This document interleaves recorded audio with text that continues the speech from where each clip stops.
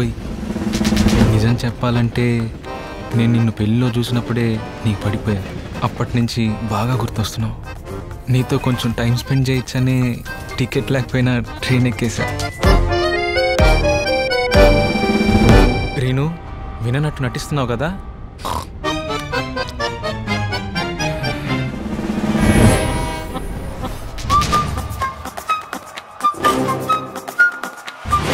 మీ తమ్ముడు కనిపిస్తాడు రా అందరికి. మూసుకో. ప్రేమ మనిషిని గుడ్డోనే కాదురా, మరి మెంటలోని కూడా చేస్తుంది. నేను హైదరాబాద్ వదిలి అసలు ఉండలేకపోతున్నాను రా. ఎందుకు? ఎందుకంటే నా మనసు అక్కడే వదిలేసి వచ్చా కాబట్టి.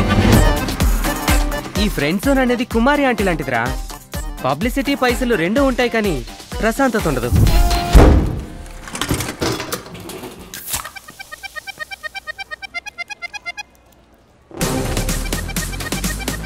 అరే అదొక పెద్ద ఐటమ్ రా.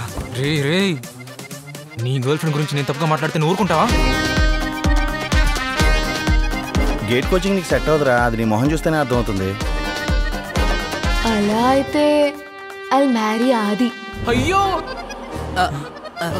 ఆది?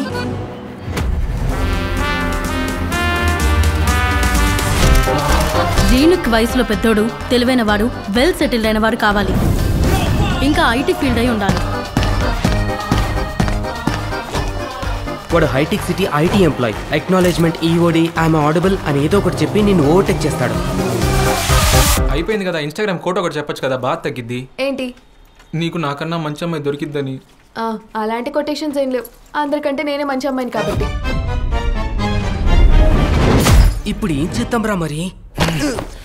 నక్కి నక్కి కాదు, తొక్కుకుంటూ పోవాలి.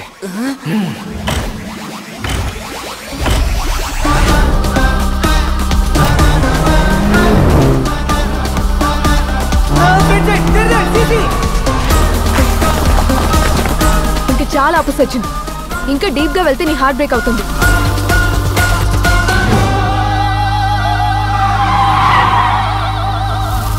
అమీర్పేటలో అన్ని కోచింగ్స్ ఇస్తారుగా, అమ్మాయిలు ఎలా పడేలా కూడా నేర్పిస్తే బాగుండు.